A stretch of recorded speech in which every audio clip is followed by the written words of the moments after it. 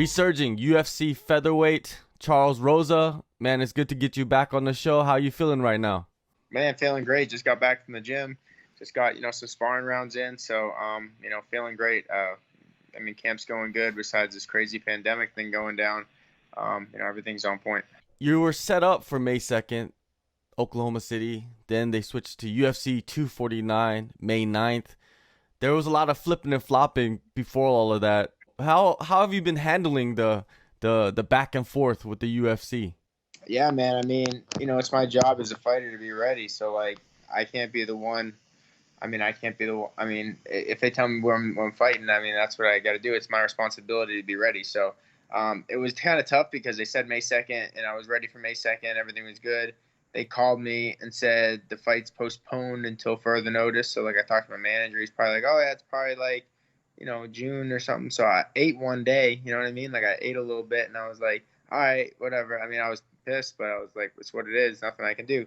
Ate a bunch of food, and then the day later, they like, hey, it's May 9th. I'm like, oh, man. So I just got back on my bike, man. Got back, and, I'm right back on point for my weight now. But that was pretty much the only hiccup of the whole thing is just I had to, postpone, just set my camp to slow it down a little bit, take a couple days off, eat a little bit of food, and get back. It was kind of like a nice little break. But, it's kind of stressful not knowing, things because the other day, I saw something come up on the news, saying, oh, it's 50-50 that the fight happens and stuff. So, I don't know what to believe. But I talked to Dana White. We had a conference call with him, and it went really well. He said everything's on. He's, if anybody has any concerns, we can call him. So he gave us all the information I feel like we needed and assured us that the fight was going down. During that conference call, what kind of information stuck out to you? It was interesting. The information that they were giving us is, was don't worry, you guys are all going to be safe. Everything's fine. The media is blowing this a little bit out of proportion. It's not, obviously take your precautions and stuff, but everything's going to be okay. We got it under control. Everything you're hearing isn't exactly true. It was very strange for me to hear something like that. From the boss, I'm like, man, I gotta believe this guy, and I want to, and I do, and luckily for me, I'm in Florida where it's a little bit more lenient here. The governor passed a memo saying professional athletes are essential businesses, and we can train. So my training hasn't been disrupted too much, besides having to use less training partners and just keep the same guys. But it was an interesting meeting, just to hear him say that. I'm sure, he said he got off the phone with Trump and talked to Donald Trump, and he assured us that everything was going to be okay and the fight was going to happen. So, that's the information I was given. So it's what, I'm hoping the fight happens. So I want to believe it, and that's where I'm at. Having that direct line with Trump, that's a huge advantage, I believe, for the UFC and Dana White to actually pull off an event. Yeah, I think for sure. That's why I'm really confident this is going to happen. Either way, I'd be training really hard no matter what. Even if I thought there was no chance it would happen, or even 1% chance, even if I thought it was a 1% chance it would happen, which it's way higher than that. It's I'm at 80, 85, 90%. And my head, I'm at 100%, but you know what I mean? Just with all the stuff going on, I'm at 100%. But even if there was only a 1% chance, I'm still going to train like I'm fighting, because even if that 1% chance happens, you better believe that I'm going to be ready to fight. So, it definitely helps having, the right people in the right place, and, having the people at the highest up, getting the information from them. So it's good. Do you see yourself staying off of social media more now because of all that misinformation, especially with the UFC? Because everybody seems like they're attacking the UFC. What is the UFC doing? They don't have the right things in place to do an event. There's a lot of stuff going on. Yeah, man. It's kind of political too. So I hate politics and I hate that stuff. I love sports. I'm just watch Sports Center. You know what I'm saying? I'm not a guy that watches a lot of, politics or gets into it and all that stuff. But I don't know, man. I as far as I go, I just, I do my normal thing. I don't talk about the fight too much. I do my interviews and stuff like that. But, I'm mostly kind of just doing little, I have a little bit more time in the house since I can't go out to restaurants and get certain things. So I do a little cooking shows on my Instagram and stuff like that. And, keep the fans engaged. And then it's kind of cool because a lot of people are stuck in their house. They got to learn how to cook. So, that's my other passion is culinary arts and cooking. So I try to incorporate that so that I'm more than just a fighter. You know what I'm saying? I want to be the best fighter in the world. I'm going to be the champion, and that's my goal. But it's also cool to, display my other hobbies, because all fighters have other hobbies. You've been posting your cooking for a while though. It's not Yeah, like something that you just did when the quarantine started. So have you ever thought yeah. of having a show where you would cook and then have fighters come over and basically have a podcast with them while you're cooking and then have them taste the food? What have you thought of that? That would be really cool. I mean, that's a great idea.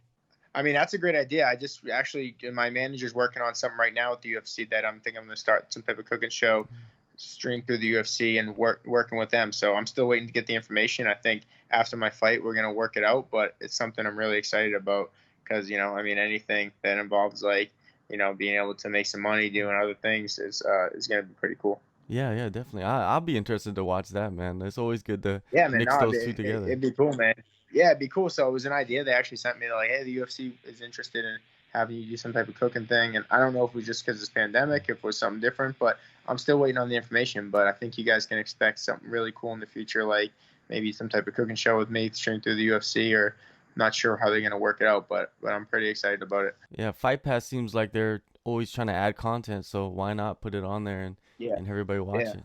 yeah. I think it's a good idea. So we're gonna see what we can put together. All right. Well, your opponent, Bryce Mitchell, it seems like they want to make you fight prospects. You got your return fight was Manny Bermudez. He's a 25-year-old guy, a young prospect. You take him out. Now it's Bryce Mitchell, an undefeated guy. Do you see them as very similar fighters? Kind of a lot of similarities in their styles. Yeah, I see.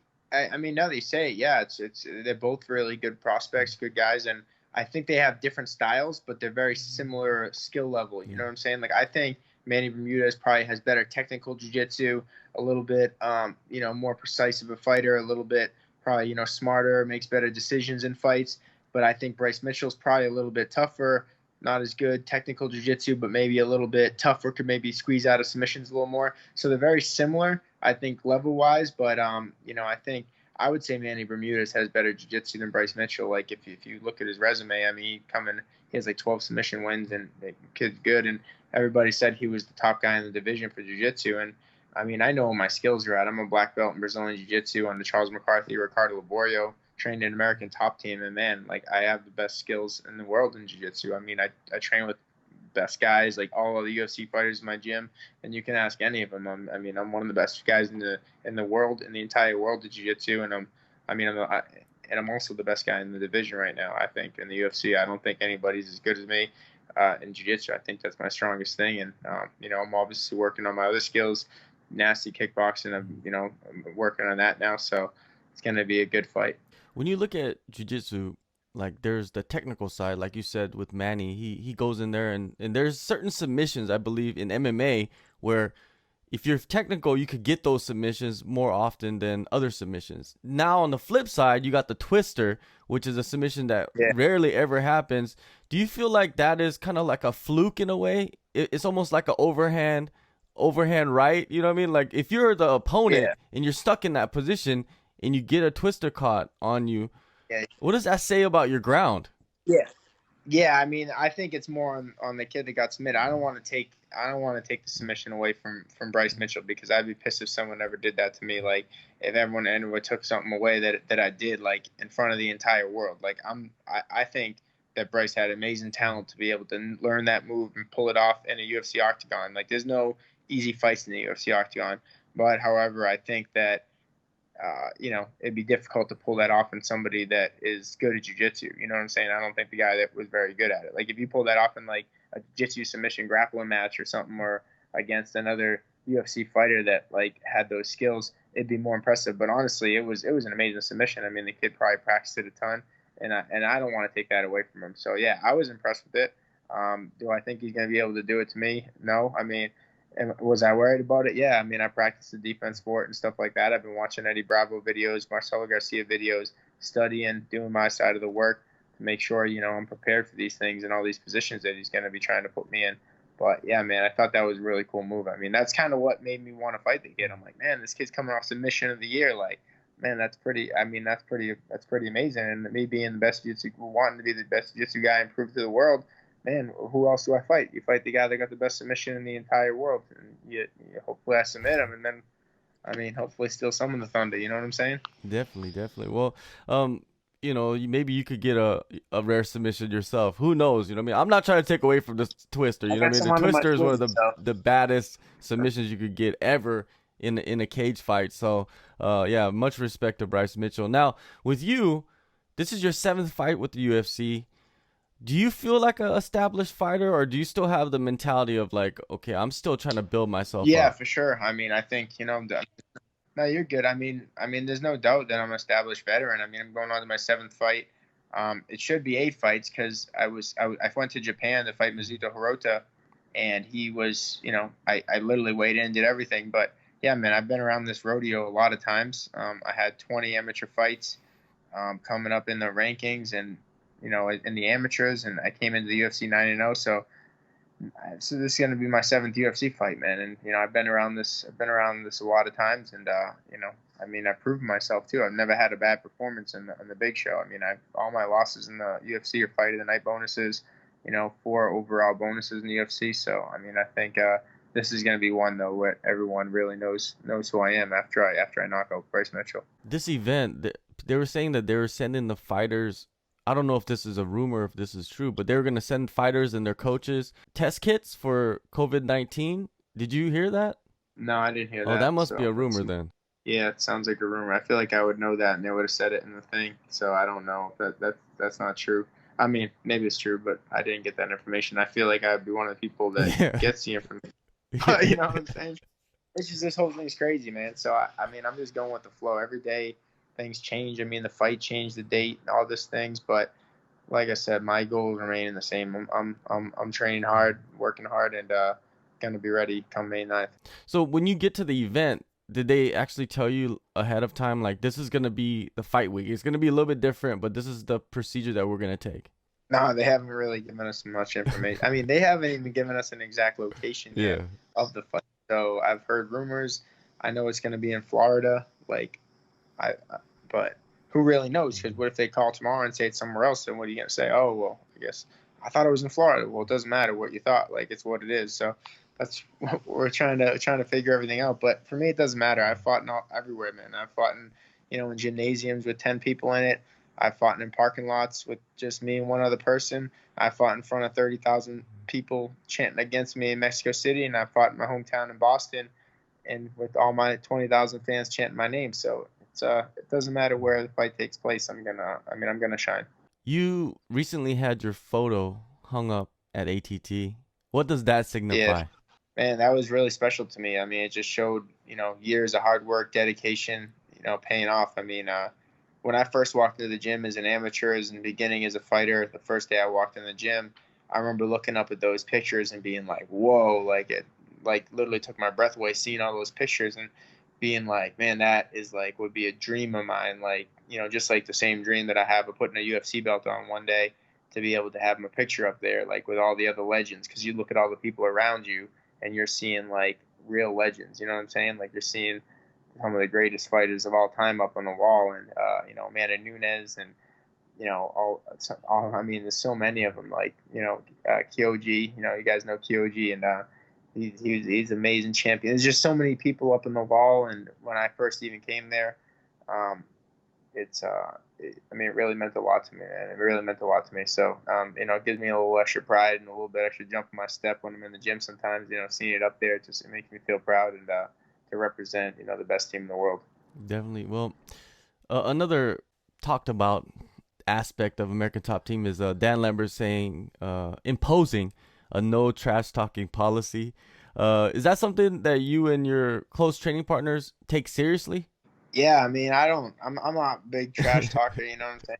So I think we take it seriously. I mean, they didn't really say too much to us about it. I more just read it in the news. Like, it's not like we had a big meeting and like, hey guys, no trash talking. Like, I mean, I think that's a normal thing in a gym. Like, you should never, we're a team and it's called American Top Team, and I think it's a known thing that you shouldn't be talking trash to your teammates and like causing problems. I mean, there's been times, teammates, when you're wrestling or something, will get mad at you and they'll step a little mad, like scream at you, oh, what the F, and like freak out on you. But like, as far as the only thing though is when like, if you're fighting someone on your team, like, I mean, you're not going to be nice to them. So it's a difficult situation. But Man, I just kind of go with the flow and just, sometimes when you see those situations where there's like two guys that are fighting each other, like we got Andrei Arlovsky and Felipe Lins. They're Yeah. supposed to be fighting each other. They're not on this card, but they're supposed to be fighting each other soon. But it's pretty awkward to see them like in the mask together. You kind of wonder, you're like, man, I wonder if they just fought right now, who would win, But it's always one of those things you just wonder, But I just try to keep out of the trash talking. How interested are you in seeing Covington versus Masvidal teammates? Ah, man, it's a tough one for me, man, because You know like both. I never want to see two friends fight. Like I'm friends with both of them. I went and hung out and played cards and poker, and went to the casinos and hung out with both of them, partied with both of them, like all over, in different spots. And I've trained with both of them. Like they both have amazing knowledge, and they've both given me amazing knowledge. So like to say I can't say anything bad about either one of them. You know what I'm saying? Like I mean I think people get upset with Colby's thing, but then you see him fighting for a world title, then it's hard to argue what he's doing because it's obviously working. So, but I mean it would be tough for me to watch. I don't think I'd be rooting. I mean at least I know one of them is going to go home the champion, so we're gonna have a winner either way. But I just it'd be tough to root against either one of them, man. I just would want to see them both stay healthy in the fight. That's really honestly the truth. Definitely. Well, May 9th, man. Hopefully UFC 249 goes down. You get to step back into the octagon, and Bryce Mitchell is a great opponent, a perfect opponent for to kick Yeah. off 2020. Luckily, it's in Florida. Maybe we don't know. I'm Yeah. pretty confident it's in Florida, and also it's a pretty It's going to be a historical event. They were saying like I was doing I did like a podcast with Matt Sarah yesterday, and they said that it's gonna he does the UFC podcast, and he told me that it's gonna be the first. I'm gonna be the first fight, the first major sporting event comeback since this pandemic. So like, and I'm the first fight in the card, so I'm gonna be the first athlete to compete since this like major athlete. I think there's some other like small like things in other countries going on, but the first major sports athlete to compete since the pandemic. So it's a historical event. And I'm happy to be part of it.